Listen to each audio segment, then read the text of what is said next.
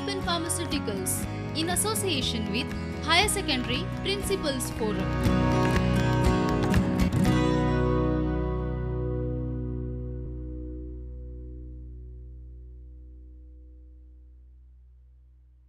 Famous author Louis Schwitzberg once said, "Nature has invented reproduction as a mechanism for life to move forward as a life force that passes right through us, and it's a link between we and the evolution." Thus, reproduction is very important aspect of our life, and it's reproduction that calls us living being, because that's one sole criteria to calls us living. I am Ms. Shruti Naik, teacher from St. Xavier's High Secondary School, is going to deal with you today the topic human reproduction. So before we go into depth of this chapter, we shall take a quick review of each and every step involved in human reproduction. Human beings are unisexual and viviparous. That is, two parents will be involved, a male parent and a female parent. A male parent is the one which will have the male reproductive organs, and the female will have a female reproductive organ. So the male parent will produce or will have a reproductive organ, that's testes, which will form the male gamete, that's sperm, by the process of spermatogenesis. The female will possess an ovary which will produce the female gamete, that's ovum, by the process of oogenesis. Once the sperm is produced, the sperm has to be deposited in the female genital tract, and this process is called as insemination. Once the male and the female gamete comes into the contact, they fuse together, that is, fusion takes place, which leads to fertilization. Once the male and the female gamete fuses, it will give rise to a diploid structure, that's zygote. The zygote will keep on dividing and form a globular mass of cells called as blastocyst. And this blastocyst will get implanted, or the implantation will take place on the walls of the uterus. Once this happens, the pregnancy begins, and the development of the fetus will take place, which is called as gestation. And the entire process will end with the delivery of the baby, that's parturition. So this is in whole the steps involved in the human reproduction. So we shall deal with each and every one in detail now. So like how we studied reproduction in general, that is, to be precise, the sexual reproduction. The sexual reproduction is divided in three phases. The first phase is the pre-fertilization phase, in which the gametes are produced. The second phase is the fertilization phase, in which the gametes will fuse. And the third phase is the post-fertilization phase. So we shall also study this chapter in these three phases. To begin with, the human reproductive system are two kinds, because two parents are involved. That is the male reproductive system, which consists of the reproductive organs which are involved in production of sperms and the transfer of them, and may be involved in production of certain secretions which are important for fertilization. And the second reproductive system is the female reproductive system, which is present inside the female and which are involved in production of the female gametes and the fertilization. So the male reproductive system.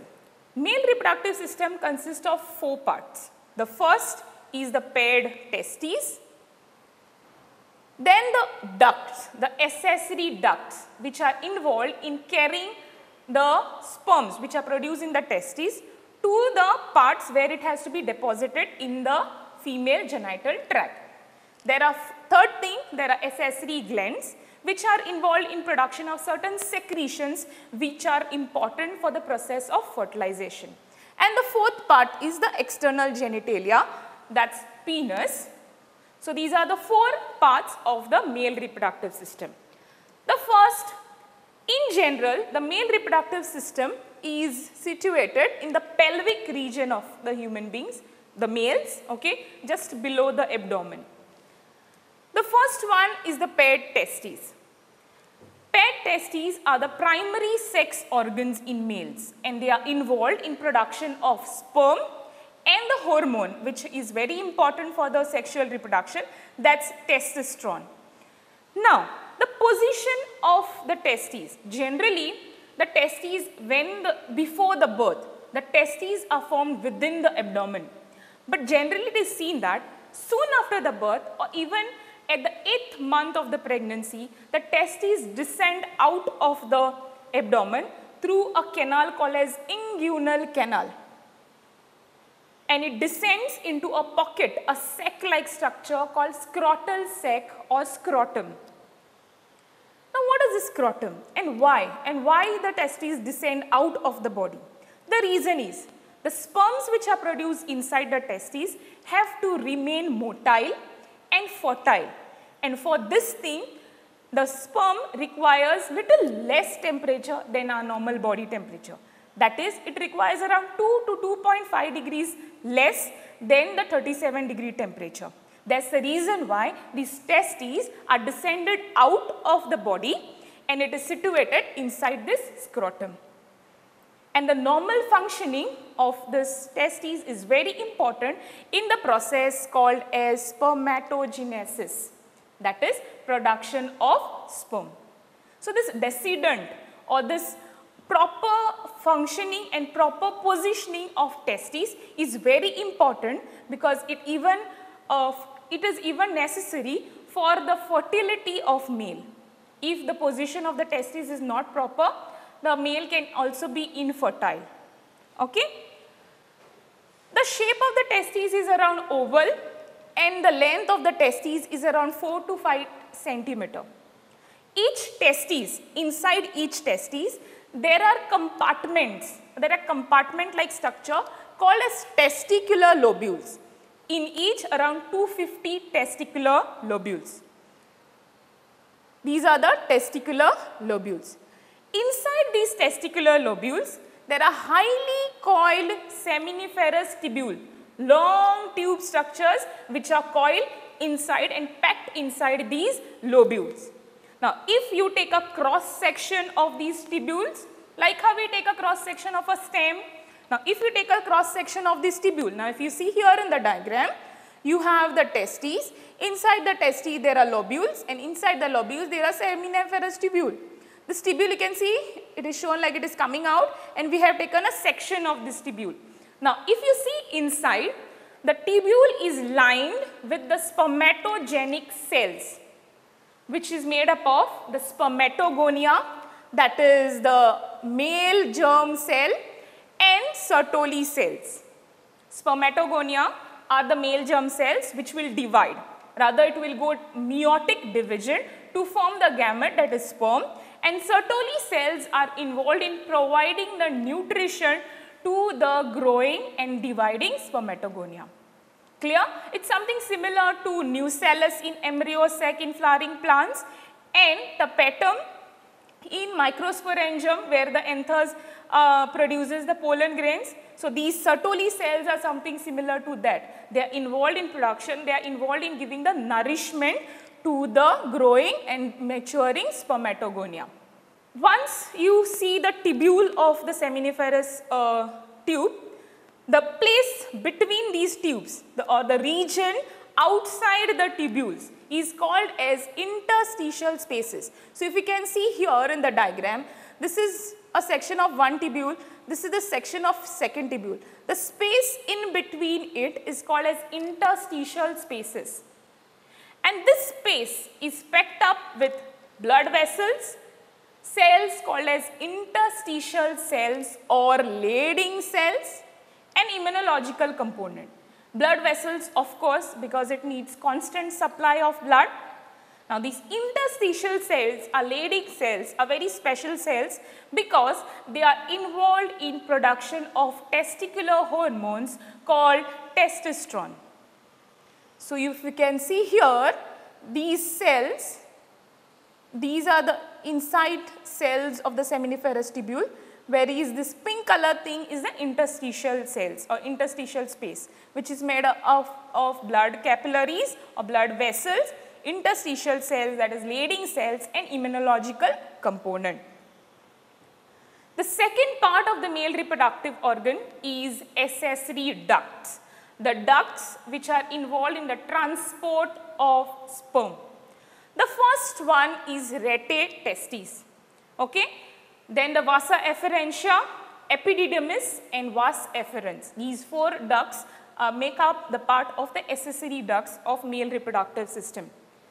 The rete testis is the one which is having irregular cavity. It is basically the long astonomic network of delicate tubules which are inside or which are located inside the testes, okay? And it carries sperms from the seminiferous tubules to the efferent ducts, okay? So if you can see here how the sperms are produced and they get traversed into the rete testis, and from the rete testis it is going to move to the next part, the next duct, that's efferent duct. So the vasa efferentia is a series of fine tubules. Generally this vasa efferentia is lined within the epithelium is a ciliated epithelium which helps to movement of the sperm, because it is seen that from where it is produced, that it is the sperm is produced inside the seminiferous tubules. From there it is poured into, or it gets traversed into the rete testes. The rete testes empties it into the vasa efferentia. Now till here the sperm is not motile, so it has to be traversed, it has to be transported. So the cilia inside the walls of the vasa efferentia helps in the movement of the sperm. And now the sperm is into the epididymis, that's the next part. So this is epididymis, which is the next part of the accessory duct. Now the epididymis stores sperms temporarily. So here all the sperms which are produced in the seminiferous tubules will be stored. The epididymis empties the sperms into the vasa efferentia, that's the next duct, which goes up towards the uterus. It takes a turn near the seminal vesicle and opens into a common duct and connects into through the urethra. So these are the four ducts, accessory ducts, that's rete testis, vasa efferentia, epididymis and vas deferens, okay? Now accessory ducts are involved in transporting of the sperm. Rather, we are now going to discuss the pathway of the sperm, from where the sperm is produced till where it reaches. So if you just traverse or trace this diagram, the sperm is first produced inside the seminiferous tubules. From the seminiferous tubule, it enters the rete testis, which is a dense network. Rete, that term rete comes from reticulate. So you remember reticulate venation in plants, that is dense network. So rete testis is a dense network of tubules. Now from the rete testis, it is going to the vasa efferentia. From the vasa efferentia to the epididymis, where the sperm is going to get stored. From the epididymis, it gets emptied into the vasa deferens or vas deferens. You can, plural is vasa deferentia, singular is vas deferens. Now from here, the vas deferens will open up into a broad region called as ampulla, which connects it to the common ejaculatory duct. Now why I call common ejaculatory duct? Because this is the place where the ducts, the accessory ducts are also attached to, okay? So all the secretions which are involved are also getting emptied at this place, that's the accessory ducts, the secretions of the glands, okay? So now where the sperm has reached is the ejaculatory duct. From the ejaculatory duct, it is going to the urethra, which is present inside the penis, and from the urethra it comes out through the urethral meatus. So this is the pathway of sperm. Next is the accessory glands. Now what are accessory glands? Glands are those structures which are involved in production of certain secretions. And these accessory glands in the male reproductive system secrete secretions which are involved in the fertility, maturation, nurturing of the sperms. There are 3 glands. The first one is the seminal vesicle. So, if you can see here, these are the seminal vesicle. So, you have paired seminal vesicles, 2 seminal vesicles, a paired prostate gland and a pair of bulb urethral gland, which is also called as corpus gland. Now, their secretions collectively is called as seminal plasma. I repeat, the secretions of the accessory glands, that is seminal vesicle, prostate and bulbourethral gland, is called as seminal plasma. And the seminal plasma, when gets added on with the sperm, it is called as semen. Seminal plasma is rich in fructose, calcium and other enzymes which are involved in the process of reproduction. If you can see the rear view of the glands, this is the rear view of the glands. So, you have, this is the vasa deferens which is coming from the testes, which opens up into the common ejaculatory duct. Now, here if you can see in the common ejaculatory duct, the prostate gland also opens there and even the bulbourethral gland. Here is the bulbourethral gland, the prostate gland and the seminal vesicle. So, the deposition, the secretion of all 3 along with the sperm which is coming out from the vas deferens will enter the urethra and will come out through penis. Now, what are the functions of seminal plasma? It helps in transporting the sperm. From where? Transporting the sperms from the ducts throughout and come out through the penis. It also supplies nutrient to the sperm. Now, sperm is a very important entity there. It's the male gamete and it has to remain viable, motile and fertile. For that, it needs nutrition. And who provides the nutrition? Is the seminal plasma. The seminal vesicle provides alkalinity to the plasma or the seminal plasma because vagina is acidic. So, to counteract this effect, the seminal plasma secretion is alkaline. The secretion of the corpus gland, okay, which are small glands, the P-shaped glands, are involved in lubrication of penis.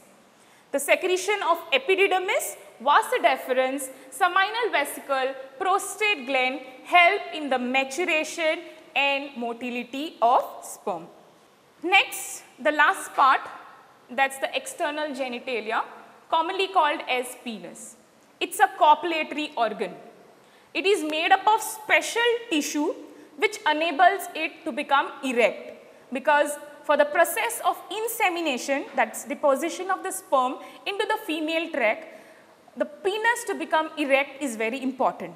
So, it is made up of a spongy tissue which is filled with the blood capillaries, and when it gains the blood, it becomes erect and facilitates the process of insemination. The penis tip is a cone shaped and it is called as gland penis, and the glans penis is covered with a thin mass of cells or thin wall which is called as prepuce or the foreskin.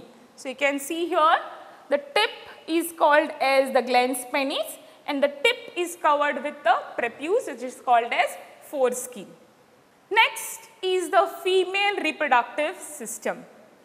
Female reproductive system along with the pair of mammary glands commonly called as breasts are involved in the following processes, that's ovulation, fertilization, pregnancy, childbirth and child care. Now, the female reproductive system consists of 3 things, the paired ovaries which are placed on either side of the uterus, the accessory duct and the external genitalia. The paired ovaries are the primary sex organs in the female reproductive system. Like how in male reproductive system, the paired testes is the primary organ. Now, here it is, what is it involved in? It is involved in production of the female gamete, that's ova, and also the female hormones, that's steroid ovarian hormones called estrogen and progesterone. Each ovary is, the length of each ovary is around 2 to 4 centimeters, and it is located on both the sides of the abdomen, the lower abdomen, and it is connected to the pelvic wall and the uterus by ligaments. So it is not just floating, it is connected to the uterus and the pelvic wall by the means of ligaments. Now inside the ovary, if you take a section and see what is present inside the ovary is covered with a thin layer of cells called as germinal epithelium, which encloses within it the ovarian stroma. So inside it there is a ovarian stroma. The ovarian stroma has the outer part and the inner part. The outer part is called as the cortex and the inner one is medulla. Now if you see inside the ovary, you will see group of cells, and now these cells are called as ovarian follicles. Another term for it is Graafian follicles. Each follicle within each follicle, say suppose this is one follicle, within each follicle there will be a ovum. So this is a picture of a Graafian follicle or ovarian follicle, and this is the ovum which is situated inside the follicle. Accessory ducts, that's the second part of the female reproductive system. Accessory ducts make up three things. Two oviducts which connects the ovary to the uterus, then is the uterus and the vagina. Oviduct, which is also called as fallopian tubes, and each oviduct, the length of each oviduct is around 10 to 12 centimeter. From the ovary till it reaches the uterus, the length is around 10 to 12 centimeter. And this oviduct is divided into three parts: infundibulum, ampulla, isthmus. Now what are these? The first part is the infundibulum. Now infundibulum is a funnel shaped opening with a finger like projection called fimbriae, which helps to collect the ovum. Once the ovum is ready inside the ovary, it will be released out of the ovary, and this fimbriae will collect it and will deposit it inside the tract, inside the fallopian tube. The ampulla is the next part, which is a wider part, and the isthmus is the last part which connects to the ending of the isthmus connects to the uterine wall, the uterus. It's a narrow and joins the uterus. The ciliated epithelium lining the lumen of the oviduct drives the ovum towards the uterus. So inside this there is a ciliated epithelium which will push the ovum towards outside, and generally it's this ampulla, it is this place where fertilization takes place. So by the time the ovum reaches here, the sperm has to come from here and the fertilization taking place. It is said that the fertilization takes place at the ampulla isthmus junction. Okay? So you can imagine the sperm have to travel all the way till the fallopian tubes. Next is uterus. We commonly call it as womb. The shape, if you see, of the uterus, it's like an inverted pear shape, and it is supported, these are the ligaments, it is supported by the ligaments which attach to the pelvic wall. The uterus has three parts. The upper part is fundus, the middle is the body of the uterus, and it terminates into a cervix, a long cervix which opens into vagina. So the three parts: fundus, the body of the uterus, and the cervix. Now if you see this uterine wall, it is made up of three layers, and it is very important. The three layers are: from outside, the outermost thin external membrane, which is called as perimetrium. Inside the perimetrium, the second layer, the middle, which is thick layer made up of smooth muscles, is called as myometrium. And inside the myometrium, the inner glandular, vascular layer is called as endometrium.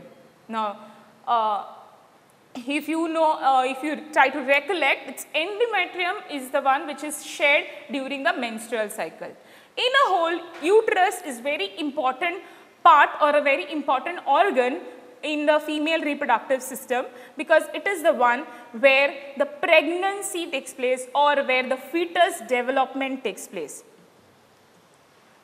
The next is vagina. It opens into the exterior part, that's between the urethra and the anus. The lumen of the vagina is lined up with glycogen-rich mucous membrane, which consists the sensitive papillae and Bartholin's gland. The secretions of these glands are involved in the lubrication during the sexual act and during the insemination. It consists, the third part of the female reproductive system is the external genitalia, which consists of 4 parts: the mons pubis, vestibule, hymen and clitoris. The mons pubis is a cushion of fatty tissue covered with the pubic hair. So, it is present over here. If you can see this diagram, this is mons pubis, and it is seen that the mons pubis is covered with the pubic hair. Whereas vestibule has 2 things, labia majora and labia minora. From the term majora means something which is larger in size and minora which is smaller in size. It is a median channel. So, labia majora, if you can see here the labia majora, it is large, fleshy, fatty and has a hairy outer folds and surrounds the vaginal opening. So, this is the vaginal opening and it surrounds the vaginal opening. Whereas, the labia minora is a small, thin, hairless inner fold. So, labia minora is inner fold and labia majora is outer fold. Next is the hymen, which is called as maidenhead. Hymen is a thin membrane, a thin film like structure which partially covers the entry or partially covers the opening of the vagina. It is often torn during the first coitus. But it is also seen that in case of vigorous sports activity, the hymen can be broken. So, hymen is not a reliable indicator of virginity, because it is also seen that hymen may remain intact even after the first coitus. The last part of the external genitalia is clitoris, and it is very sensitive organ lying just in front of the urethral opening. So, this is the clitoris. This organ is packed of the sensory neurons, and it is a highly sensitive organ which is involved in providing the pleasure during the intercourse.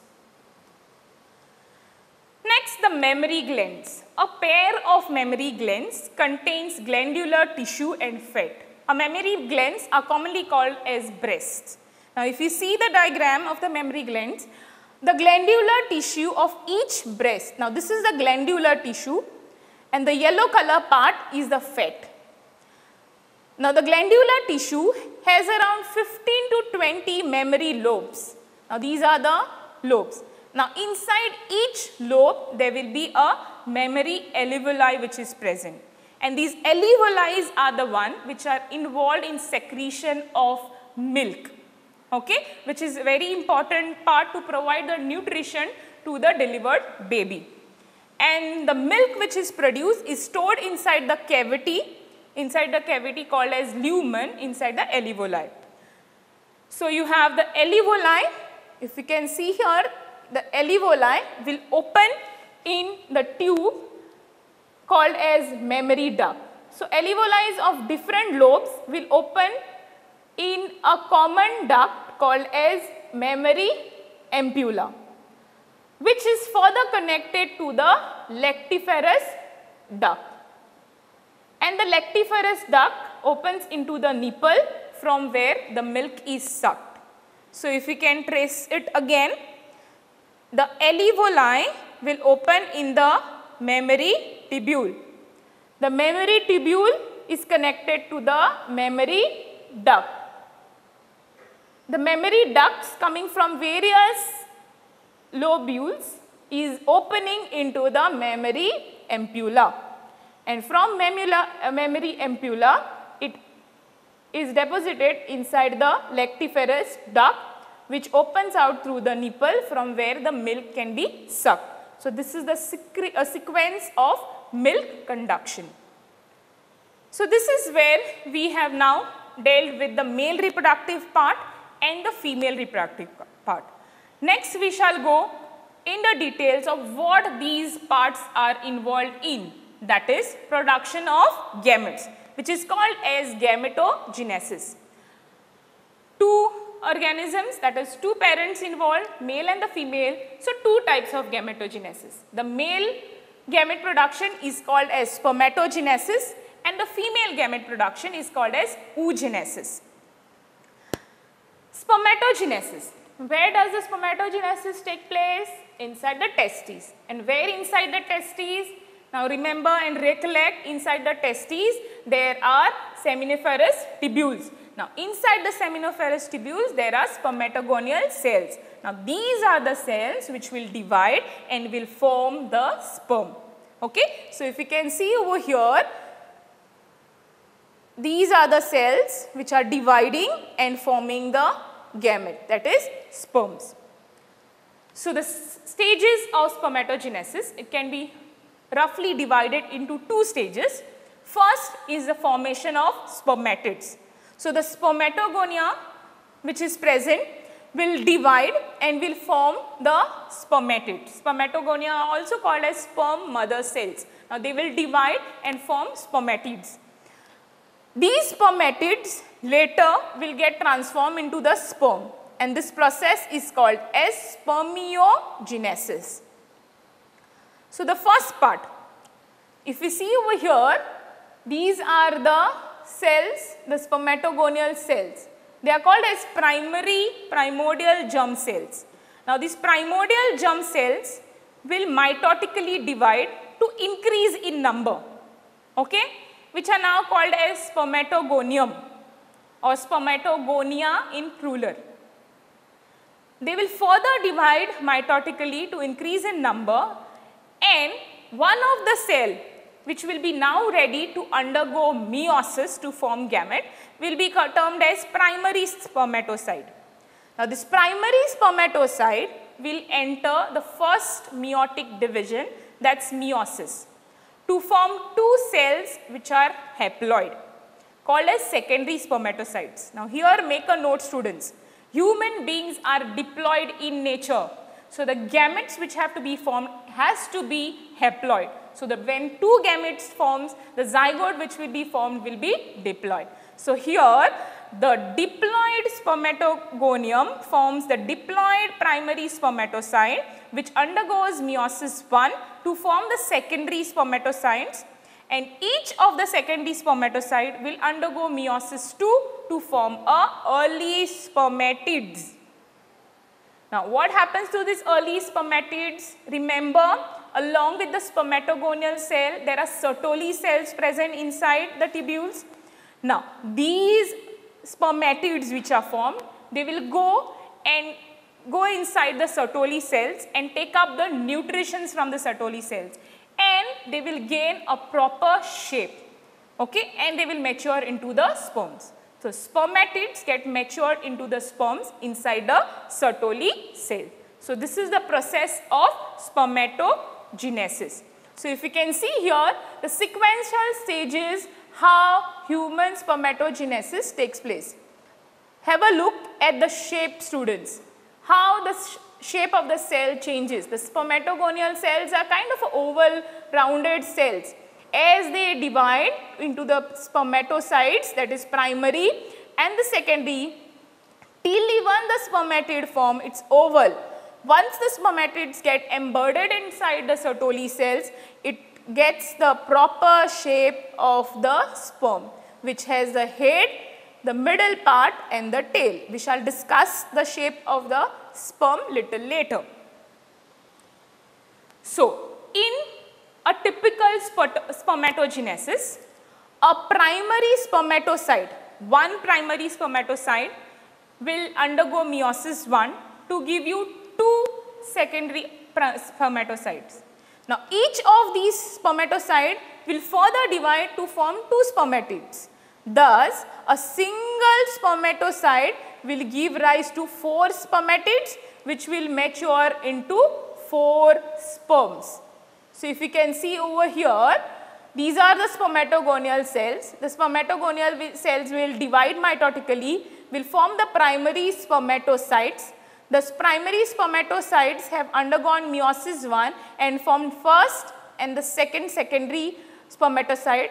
The secondary spermatocyte have undergone meiosis 2 to form 4 early spermatids. And these spermatids will now get embedded inside the Sertoli cells. These are the Sertoli cells for the second process of spermatogenesis, that is spermiation.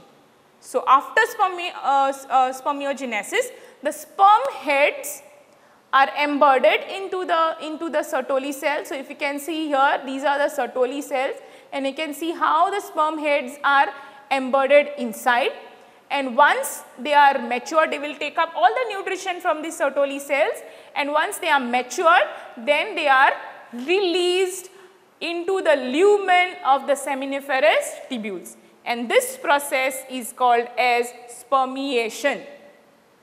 So, this is where we come to the end of spermatogenesis, which has the first part where the spermatogonial cells will divide and will form primary spermatocytes. The primary spermatocytes will form the secondary spermatocytes by undergoing meiosis 1. Secondary spermatocytes will undergo meiosis 2 to form early spermatids, and the spermatids will mature, will gain the shape, and then it will undergo spermiation. That is, it will develop into a proper sperm and come out of the Sertoli cells, and it will be released inside the lumen, okay, of the seminiferous tubule. So, this is where we come to the end of the process of spermatogenesis. Spermatogenesis in males take place during the puberty, when the males reach at the pubertal stage. Now, I have a question. How does the cells inside the seminiferous tubules know that the man has reached the puberty? And the answer is the hormonal coordination. There is a hormonal dialogue which leads into the production of gametes. So, inside the brain, the hypothalamus triggers and secretes a hormone called as gonadotropin releasing hormone. These gonadotropin releasing hormone acts on the pituitary gland to secrete 2 gonadotrophins, which are termed as luteinizing hormone and follicle stimulating hormone, LH and FSH. So, LH, which is called as luteinizing hormone, will act on the Leydig cells which is present outside in the interstitial spaces, whereas the FSH will act on the Sertoli cells which are present inside the seminiferous tubule. Luteinizing hormone makes the Leydig cell to secrete androgen, to be precise testosterone, which stimulates spermatogenesis, which will start in the process of spermatogenesis, wherein the cells will start dividing and forming the gamete. Whereas the follicle stimulating hormone acts on the Sertoli cells, and in return the Sertoli cells will stimulate the secretion of factors which are involved and which are necessary for spermiogenesis. So, I repeat, you have a hypothalamus which is situated in the brain. It is a gland which is involved in secreting different hormones. It will secrete a particular type of hormone called as gonadotropin releasing hormone, GnRH. Now, this gonadotropin releasing hormone, it will go and act on the pituitary gland, the anterior part of the pituitary gland, and it will secrete 2 gonadotrophins. The first one is luteinizing hormone and the second one is follicle stimulating hormone. Luteinizing hormone will act on the Leydig cell. The Leydig cells are involved in the secreting androgens which stimulate the process of spermatogenesis. Whereas the follicle stimulating hormone acts on the Sertoli cells which stimulates the secretion of factors which are responsible for spermiogenesis. The structure of the sperm. A mature sperm is around 60 micrometer, that's roughly around 0.6 millimeter long. The sperm is enveloped, so outer covering is called as plasma membrane. The entire thing is covered with the plasma membrane and it is divided into 3 parts. That's the head, the middle piece and the tail. The head is the oval shaped structure which is formed of nucleus and acrosome. So here it has a nucleus which is, whether the nucleus of the sperm will be haploid or diploid. Obviously it will be haploid because sperm is a gamete and gamete is haploid. So the nucleus inside will be having is a haploid in nature, and on top of the nucleus there is a cap-like structure called acrosome. The acrosome is formed from the Golgi complex and it contains lytic enzyme, and these enzymes are involved in the proper entry of the sperm into the ovum. Rather, it is involved in the digestion of the walls of the ovum so that it can enter inside the ovum. Behind the head is the neck. So, this small region is the neck. The next part is the middle piece, which is composed of an eggshell filament surrounded by mitochondria and cytoplasm. When I say mitochondria, what is the first thing that comes to your mind? Mitochondria is powerhouse of the cell. So, obviously, the mitochondria will produce ATP. And why the sperm cells requires more ATP? Because the sperm needs motility. The sperm has to be motile, it has to travel from the female genital tract till the fallopian tubes. So, this energy is gained due to the mitochondria which is present in the middle piece. The last part is the tail, which consists of the central eggshell filament, the sperm which is moving in the fluid medium and in the female genital tract by the undulating movement, the constant movement of the tail, which helps the sperm to move.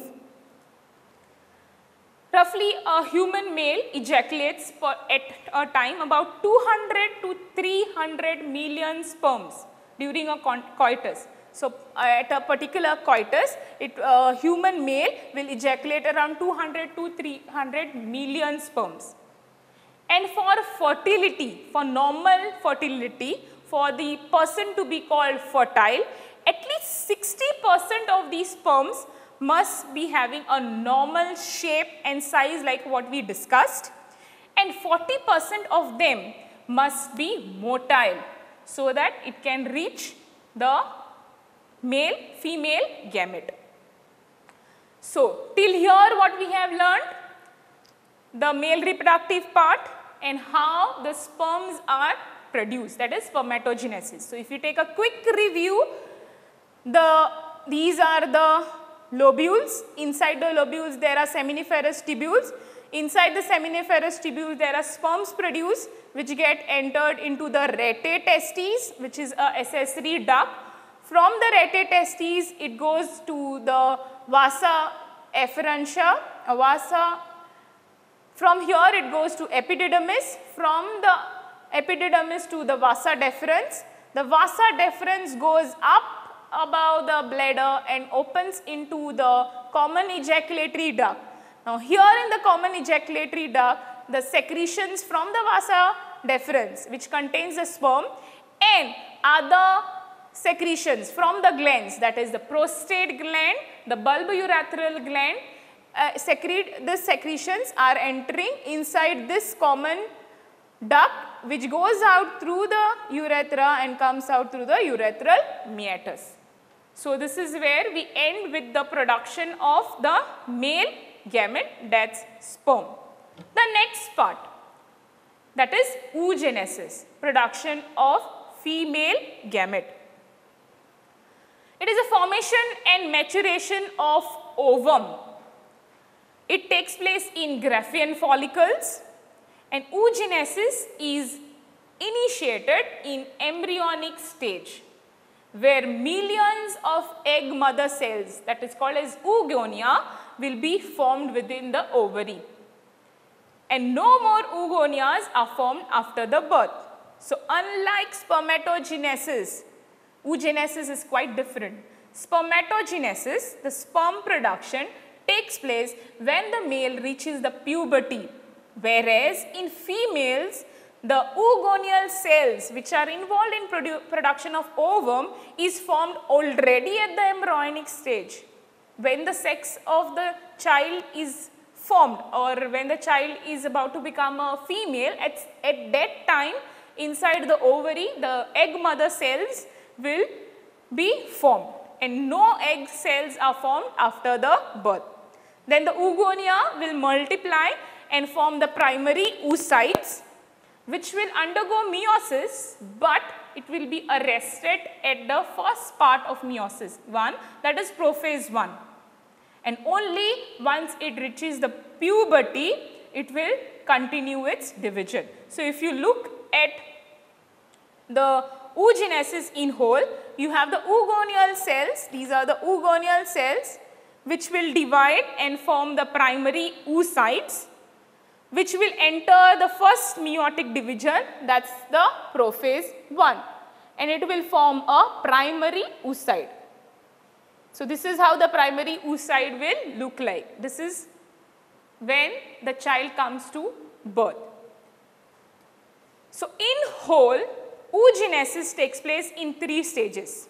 First stage is before birth, the second stage is at every month of the puberty, that is every month or every time of your menstrual cycle, and the third phase is after fertilization. So, you have a diploid oogonium which is formed before the birth, which will undergo mitotic division, increase in number, and will form primary oocyte. Now, this primary oocyte will further enter the meiotic division. It will enter meiosis 1, get arrested and remain there. Once the female reaches the puberty, the division will continue, and the first division will complete and 2 cells will be formed which will be haploid. The primary oocyte will divide and will form 2 haploid cells, which is called as secondary oocyte and the first polar body. The first polar body is nowhere to be taken into consideration because it is not involved in the further process of oogenesis. It rather maybe degenerates and it never becomes an egg. The secondary oocyte, which is now arrested at the metaphase of the meiosis 2, will enter ovulation only when the egg which is released is fertilized. So, the actual part of the meiosis 2 will be complete when the egg meets the sperm. So, this is the entire process of oogenesis. So, each primary oocyte which is formed will be surrounded by a layer of granulosa cells to form a primary follicle. Now, each primary oocyte is surrounded by a layer of granulosa cells to form a primary follicle. Now, many primary follicles will degenerate during the phase of birth till the female reaches the puberty. And roughly around 60,000 to 80,000 primary follicles are left in each ovary. The primary oocyte in the tertiary follicle grows and undergoes the first unequal meiotic division to form a large haploid secondary oocyte and a tiny first polar body. This is what we had discussed already. So, the secondary oocyte retains the nutrient-rich cytoplasm of the primary oocyte. And it is unknown that whether the first body further divides or it degenerates, but it does not take part in the formation of egg. So if you can see the development of the ovarian follicle, you have the primary oocyte here, which is surrounded by the granulosa cell termed as the primary follicle. So a layer of granulosa cell surrounding the primary oocyte. Now the secondary oocyte is what? You have more layers of granulosa cells and a new theca surrounding the primary oocyte. So there will be one layer which is surrounding the primary oocyte, which will be called as theca, and the entire thing is now termed as secondary follicle. The secondary follicle will mature into a tertiary follicle, which is a fluid filled cavity, and the fluid termed here is antrum. Okay? So the antrum is filled inside this cavity, and the theca, the layer, forms inner theca and the outer theca. So the theca divides and forms two layers, the inner and the outer, and inside there is an antrum and the primary oocyte. Then the next phase is Graafian follicle. Graafian follicle is a final matured follicle, okay, which has the ovum inside it. So this is the structure of a mature Graafian follicle. So this is how the maturation takes place. You have a tertiary follicle forming the Graafian follicle. So the tertiary follicle, when it forms a mature follicle, the secondary oocyte which is formed will be forming a new membrane called as zona pellucida. The Graafian follicle will now rupture.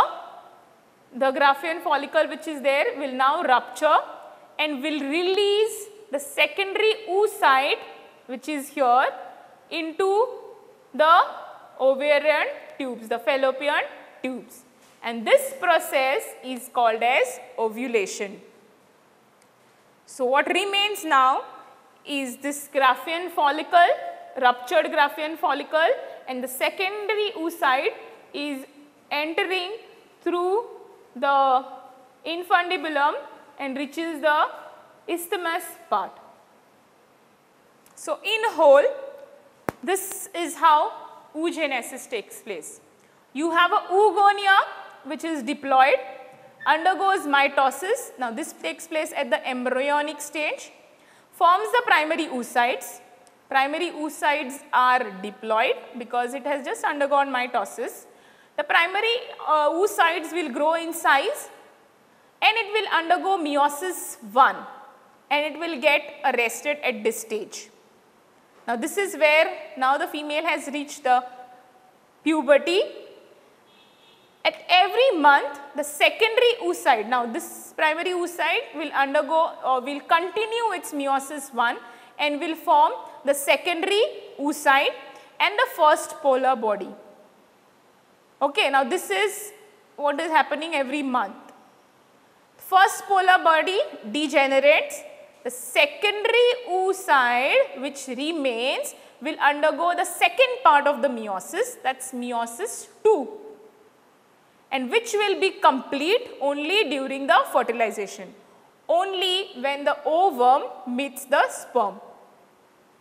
So which will form the ovum and the second polar body which again degenerates. So if you can see here, a single primary oocyte will form a single secondary oocyte and will mature into a single ootid or ovum. Unlike spermatogenesis, in spermatogenesis, you have single spermatogonial cell which was dividing, forming the primary and the secondary, and then the sperms. So from one there were 4 sperms which were formed. But here from one primary oocyte only one ovum will be formed, because at each stage the polar body which is formed degenerates. So this is how the final structure of ovum looks like. It's spherical, and make a note, ovum is not motile. The egg is not motile. The sperm, the male gamete is motile. roughly around the size of 0.2 millimeter in diameter. Ovum has 3 membranes. The 3 membranes are plasma membrane, which is called as oolemma, the innermost layer, the zona pellucida, which is outer to the plasma membrane, and corona radiata, which is the outermost layers of follicle cells. So this is how the mature ovum looks like. Okay? So this is where we come to end of the first phase of the sexual reproduction, that's production of gametes. So we have learned the male reproductive system and the female reproductive system, and how male reproductive system is involved in the process of formation of male gamete, that is sperm, called as spermatogenesis, and how the female reproductive organ produces ovum by the process of oogenesis. So I shall stop here for today's class, and we shall resume back for the next class with the continuation of the chapter. Thank you students, have a nice day. Prudent Scholars, powered by Lupin Pharmaceuticals.